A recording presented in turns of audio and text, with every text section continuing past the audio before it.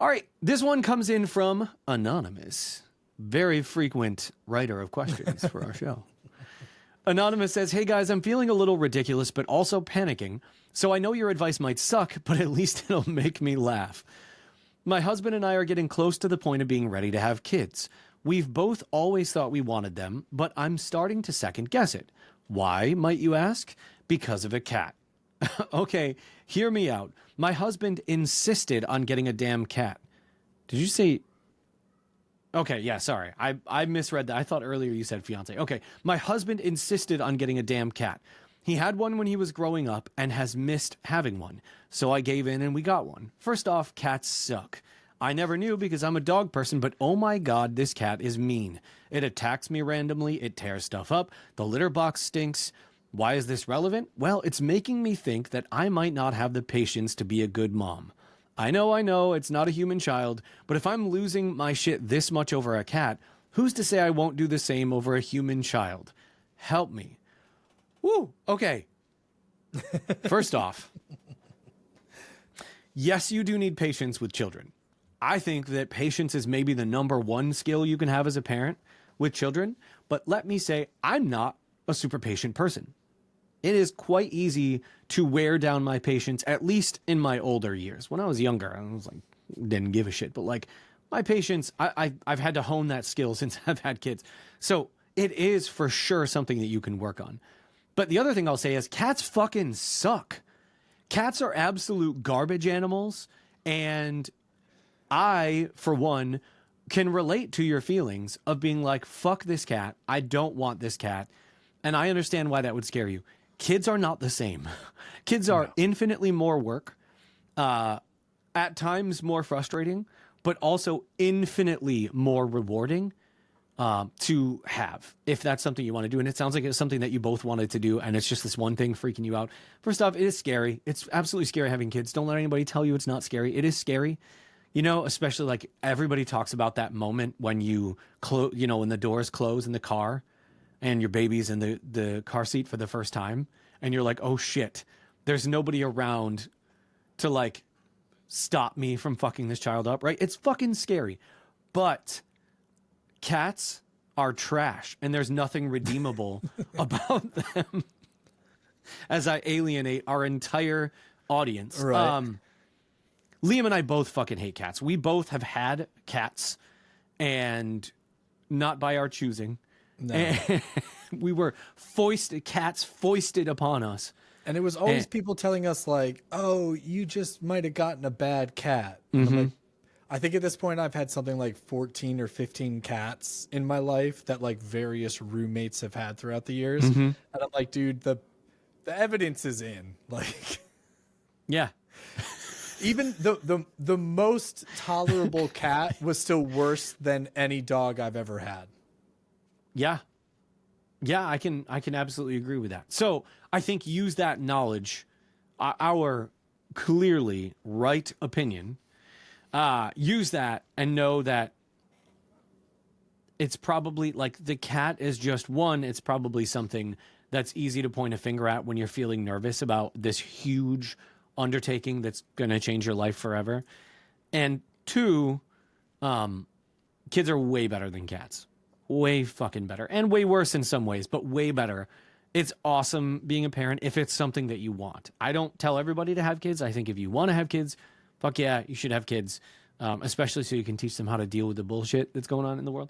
But for sure, it's a different thing. I don't think you have anything to worry about. You being impatient is something you can absolutely work on.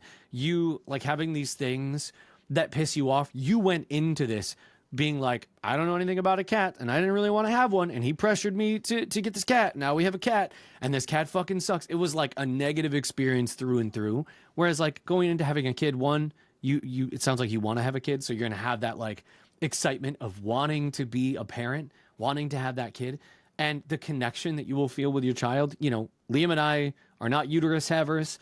We don't know that like experience of having the child inside us, but I can speak for myself. I had a connection with that baby as soon as I knew that he was in there. Both of them. Like I had that connection for fucking sure. So, you know, having that, the patience and all that stuff absolutely will come. First off, it'll come a lot easier. Second off, you will hopefully love that child with every piece of you, and it makes it just that much easier to, deal with the hard stuff when it comes. I think it's way different than a cat, which you want to kick at every chance. This coming from a vegan. So I'm just saying. So, Liam, what do you think? Yeah, I mean, I would echo a lot of those same thoughts. With whether you're a dog person or a cat person or a bird person or like amphibians, like whatever. Turd person? Yeah. That's not a tortoise. It's a fucking turtle. I did a report on it. No, I said turd. No, I know, but it was a thing Brittany had sent me. It was super funny. Nice. It's a little kid, and they're arguing whether or not it's a tortoise or a turtle. And I think the I've one seen kid's that. like, Yeah, I've seen it's that. a turtle. It's a tortoise. It's a fucking turtle. He's so mad. I Yeah. love it. yeah, you sent that to me. Yes. Okay. Perfect. So you do know what I'm talking about. Mm-hmm. I mean, whatever you pick your poison, right? Whatever that is. But yes, any animal is always going to be very different than having Mm-hmm. your own kid because it's yours. And I would even go so far as even if you were like adopting a child, 100%.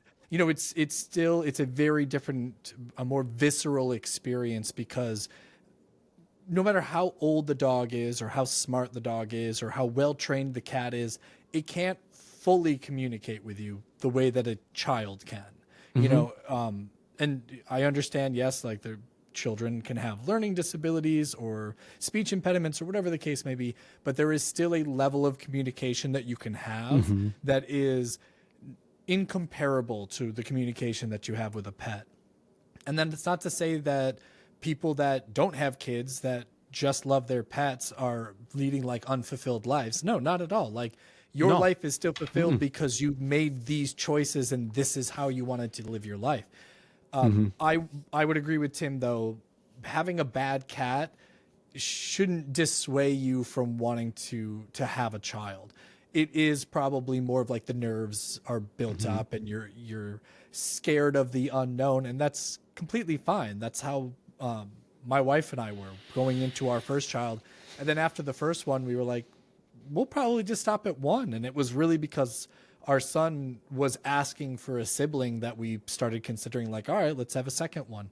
And we're super happy that we did. We love both of our children, but I think you have to be in the right mindset. So I would say that this is a type of conversation you should definitely have with your spouse. Let them know some of the fears that you're having, some of the frustrations you're having with the cat, and then just, kind of work your way through it, because you do want to go into this experience on the same page. And as we always say, that could only happen with communication.